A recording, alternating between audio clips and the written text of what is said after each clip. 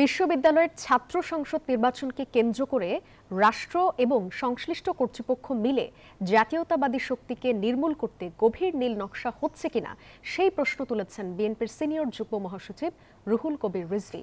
দুপুরে diploma engineers association of Bangladesh DEAB আয়োজিত আলোচনায় রুহুল কবির রিজভী আরও বলেন, দলের বিপদগামী কর্মীর প্রসঙ্গ আসলে জামায়াতের অপকর্মের কথা চেপে গিয়ে পরিকল্পিতভাবে বিএনপির নাম বলা হয়। তার অভিযোগ, সরকার সুপরিকল্পিতভাবে এই কাজ করছে। আশঙ্কা জানিয়ে রিজভী বলেন, একপাক্ষিক কিছু করলে দেশের নতুন ফ্যাসিবাদ জন্ম হবে। ফ্যাসিবাদের চূড়ান্ত পর্যায়ে হল উগ্র সাম্প্রদায়িক রাজনীতির বিকাশ বলেও মন্তব্য করেন তিনি। গভীর নীল নকশা তৈরি হচ্ছে কিনা যে টার্গেট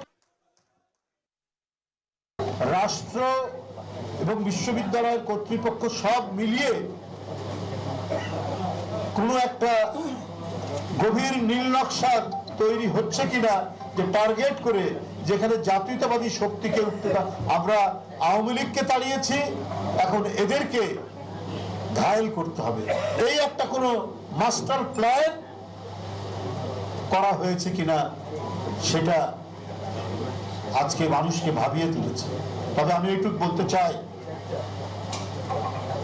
যে শক্তিগুলোর উত্থান আমরা দেখছি সেটা দেশের গণতন্ত্রের জন্যও বিপজ্জনক।